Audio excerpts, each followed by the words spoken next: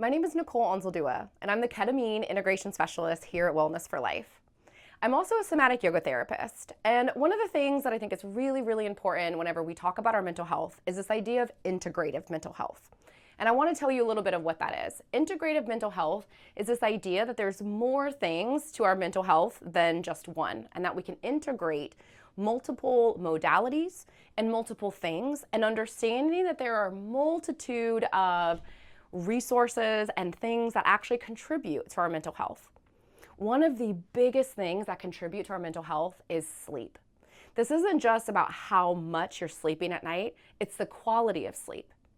The people who I tend to work with are those that have complex trauma, complex PTSD, or developmental trauma. Sleep is a common issue and is a pattern that often people struggle with, even regardless of having trauma. What I think is really important to understand is that there's many ways that we can help ourselves relax and go to sleep that don't necessarily involve us taking any more medication. And so one of the ways that I like to do this is by practicing something called Yoga Nidra. Yoga Nidra, as I'll talk about a little bit later, is a beautiful systematic meditation that guides you through your body in a process that brings you really into the present moment. Yoga Nidra is fantastic for those who have trauma. It also is great for treating trauma and PTSD, and there's research that shows that if you look into it for iRest. The other thing that I'd like to show you is a specific yoga pose that is excellent for going to sleep. It's actually quite an intelligent pose. And so the pose that I'm going to be showing you is legs up the wall with a modification of using the couch. And the reason why I say it's intelligent is that if you do this pose at night and you want to go to sleep, your body recognizes that and it helps to relax it. However, when I say it's intelligent, if you did this pose in the middle of the day, it actually gives you more energy. And so again, traditionally, this pose is called legs up the wall. However, I want to offer you something a little bit more accessible. Sometimes we have these small little barriers that can prevent us from doing small things that can help ourselves. So one of the best things that we can do is just to be where we are, do what we can with what we have. And so for example, today I have a couch. So grab hold of whatever you need to, whether it's your wall, whether it's your couch, or even a chair. We're going to get down on the floor and then we're going to go ahead and get started. So as far as getting into it, I'm here on the couch, so I'm just going to go ahead and scoot myself down. And I will say that getting into this pose, regardless if you're at a couch or a wall, it is not the most graceful thing. So if you do feel like you're a clumsy giraffe, know that you're not alone. I'm right there with you. So I'm going to go ahead and just scooch myself all the way around here. We're just going to scooch ourselves as close to the couch as we can. You can see that I'm using my forearms, but you can be all the way up on your hands. I'm going to lower myself down. And my knees, so the edge of my knees are right against that couch. So I actually feel super supportive here. My legs are together. I'm going to rest my arms off to the side. And then this is a really great opportunity for you to just make any small adjustments. If you were up against the wall here, you would want to make sure that your low back and your hamstrings weren't too tight, and obviously your legs would be straight. After you get into this pose, you first want to make sure that you feel comfortable. Obviously, I'm up against the couch. I wanted just to show you guys how easy it was to do this. You don't have to have a wall, but anything that you have a little bit of extra height. And so again, making sure that you feel comfortable. If there's anything that you could do to make yourself say, I don't know, 10 to 15% more comfortable, let's go ahead and do that now. So I'm just going to kind of shift and adjust, just double checking. And again, we were talking about how important sleep is. And so while we're resting in this pose, we're getting all of the great benefits of the blood rushing into our heart. We're now going to be practicing Yoga Nidra. Yoga Nidra is also known as yogic sleep, or here in the United States, it's also known as iRest. This is one of my most favorite meditations and one that I actually prescribe and offer to a lot of my clients, especially those that have PTSD, complex PTSD, or simply developmental trauma. So first, what we're going to be doing is we're going to be locating areas of our body. I'm going to be naming them part by part. You simply just have to bring your awareness to that part of your body as I go through this systematically. If you ever find that your mind wanders, I want you to know that that's okay. Eventually, you'll find that with more practice, you can focus more. It's also normal for you to fall asleep. One of my most favorite benefits about Yoga Nidra is that an hour of Yoga Nidra offers the same benefits as 4 to 5 hours of sleep. So it's worthwhile doing, and so let's go ahead and start now. I like to close my eyes. However, if you feel more comfortable keeping your gaze open, go ahead and do that. Starting off with the right foot. right ankle, the calf of the right leg,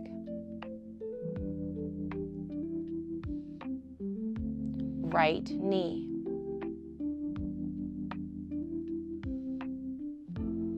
the upper thigh, right hip,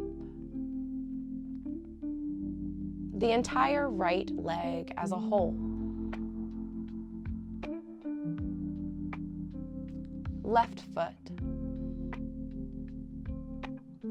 left ankle, calf on the left leg, left knee, upper thigh, hip, the entire left leg as a whole, both the right leg and the left leg together.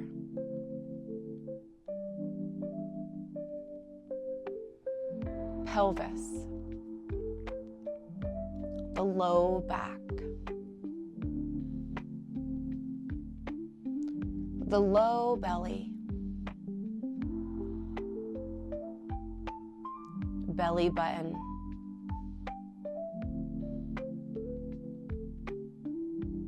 the mid back, that space right in between your shoulder blades,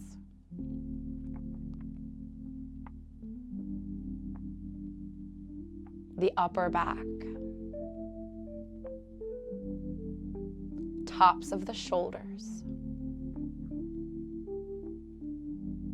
rib cage. Bring your awareness to the center of your chest. Now, the right shoulder, right upper arm, right elbow, forearm, right wrist, the hand, the palm of the hand. Notice any sensations in the palm of the hand.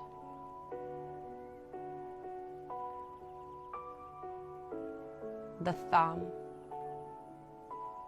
pointer finger, middle finger, ring finger, pinky, the back of the right hand,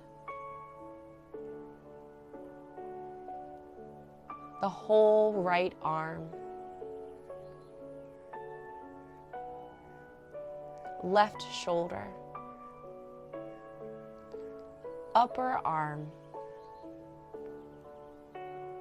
elbow, forearm, left wrist, left hand. Notice the palm of the left hand. Notice the sensations in the palm of the left hand. Thumb, pointer finger, middle finger, ring finger, pinky. The back of the left hand. The entire left arm.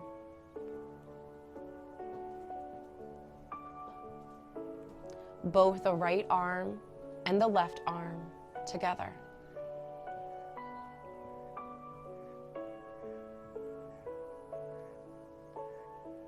The base of the throat. The front of the neck. The back of the neck. The right side, and the left side. Chin, right ear, left ear, right cheek, left cheek, the bottom lip, the tip of the tongue, the back of the tongue, the roof of your mouth, upper lip, tip of the nose, right eye, left eye. That space in between your eyebrows.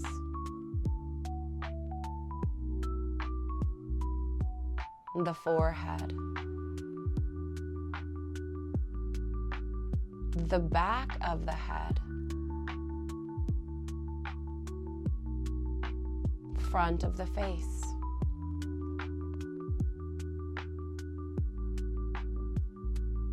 The entire head, neck.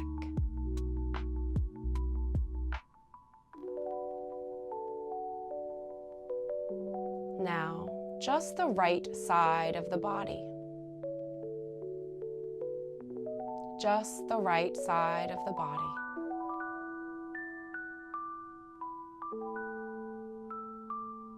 Left side of the body. Notice just the left side.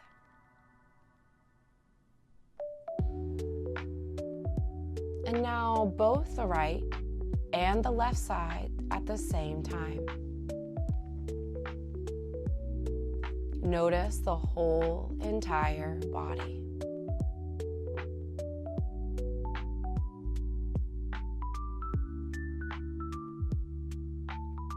Now bring your awareness to just the upper body, hips and above. Just the upper body. Noticing any sensations there.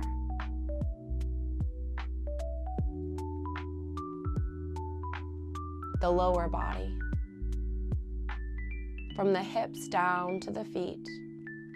Notice any sensations that you notice just in the lower body.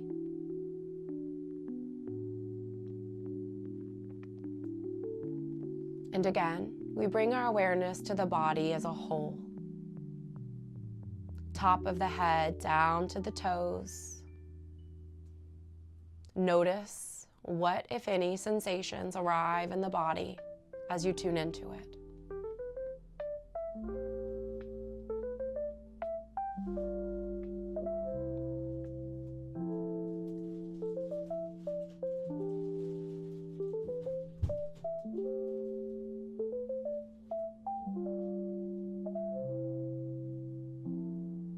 Feel free to remain here in this state of present awareness. Or you can join me in fluttering your eyes open, coming back to this space, and just beginning to notice how calm you feel, how relaxed your body is, and how much more prepared for sleep you are. If there's any other videos or anything else that you'd like to see, please feel free to leave a comment.